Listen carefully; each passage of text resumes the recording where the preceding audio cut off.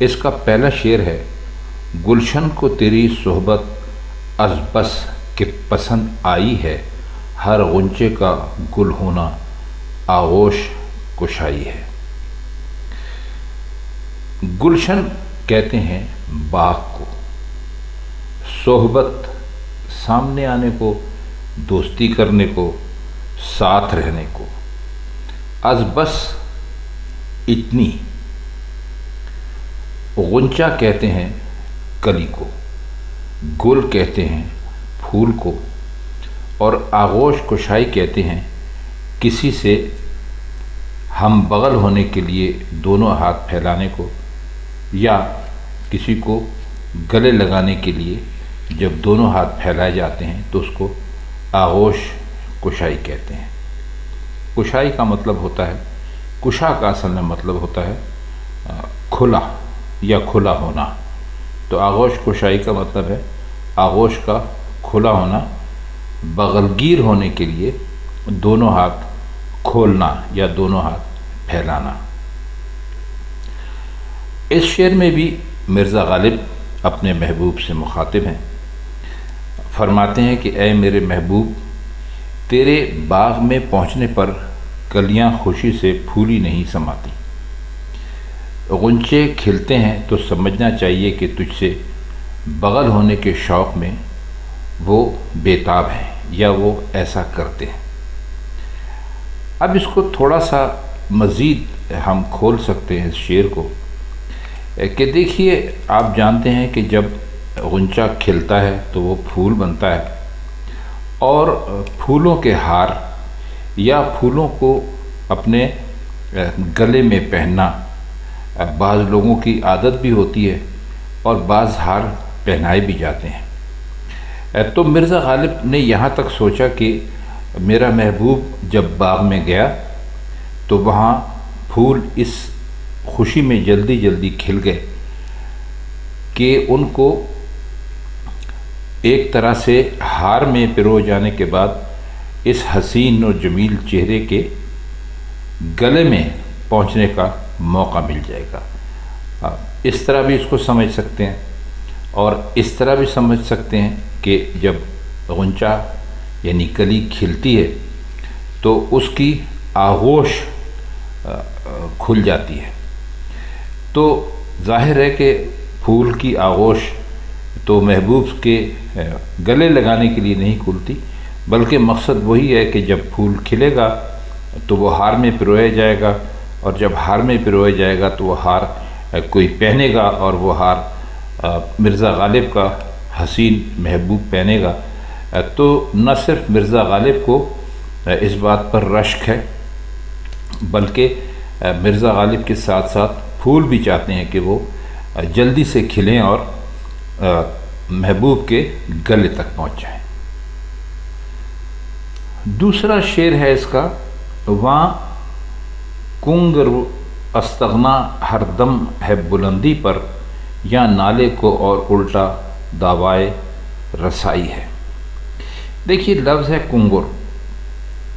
اسے گنگر بھی کہتے ہیں، دونوں طرح سے اس کو استعمال کرتے ہیں۔ اب یہ کنگر یا گنگر کیا ہوتا ہے؟ یہ اصل میں پرانے زمانے کا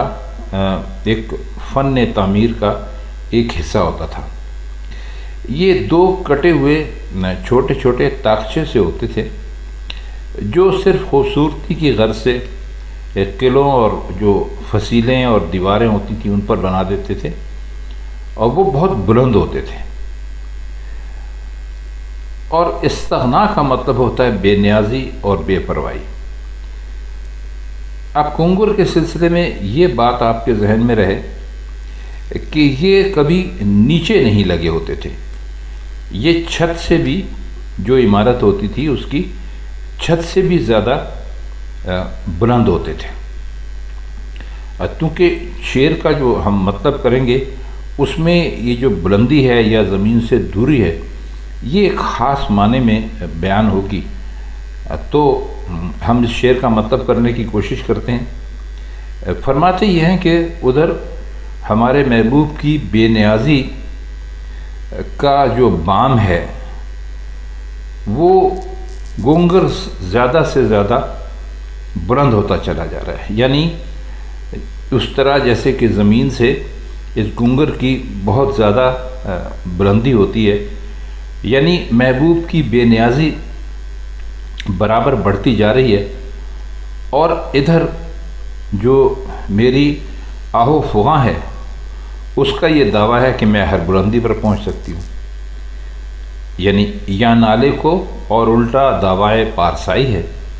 نالا آپ کو ہم نے بتا دیا تھا، رونا، فریاد کرنا، چیخنا، اور دعویٰ رسائی، رسائی کا مطلب ہوتا ہے پہنچنا، اور دعویٰ آپ جانتے ہیں کسی چیز کے بارے میں یقین سے یہ کہنا کہ ہم ایسا کر دیں گے۔ تو کہہ یہ رہیں کہ ہماری تو بالکل ایسی مثال ہے جیسے کہ یہ جو گونگرا ہوتا ہے یا گونگرے ہوتے ہیں، یہ زمین سے بہت زیادہ بلند ہوتے ہیں، تو ہمارے جو محبوب ہے اس کی جو ہمارے ساتھ بے پرواہی ہے یا لاپرواہی ہے وہ اسی طرح بلند ہے جیسے کہ گونگرا بلند ہوتا ہے، یعنی وہ بہت زیادہ بڑھی ہوئی ہے۔ لیکن جو ہماری آہ و فغاں ہے اس کا دعویٰ یہ ہے کہ وہ کسی بھی بلندی پر پہنچ جائے، میں اس تک ضرور پہنچ جاؤں گی۔ مطلب یہ کہ محبوب زیادہ سے زیادہ بے پرواہ ہوتا چلا جا رہا ہے، اور نالے کو دعویٰ ہے کہ میں تاثیر پیدا کر رہا ہوں۔ کہنا یہ چاہتے ہیں کہ ہمارا محبوب ہماری طرف سے کتنا ہی زیادہ بے پرواہ یا لاپرواہ کیوں نہ ہو، ہمارے رونے میں اور ہمارے فریاد کرنے میں تاثیر جو ہے وہ اسی حساب سے زیادہ ہو جائے گی، اور کیا عجب کہ کسی دن محبوب ہماری بات مان ہی جائے۔ آخری شعر ہے، از بس کہ سکھاتا ہے جو داغ نظر آیا ایک چشم نمائی ہے۔ از بس کا مطلب ابھی ہم آپ کو اوپر بتا چکے ہیں، اور چشم نمائی کا مطلب بھی آپ کو بتا دیا ہے، تو اس شعر کا مطلب کرنے کی کوشش کرتے ہیں۔ چشم نمائی ہم معذرت چاہتے ہیں، آپ کو نہیں بتایا تھا۔ چشم نمائی کا مطلب ہوتا ہے آنکھیں دکھانا، گھورنا، غصے سے کسی کو دیکھنا،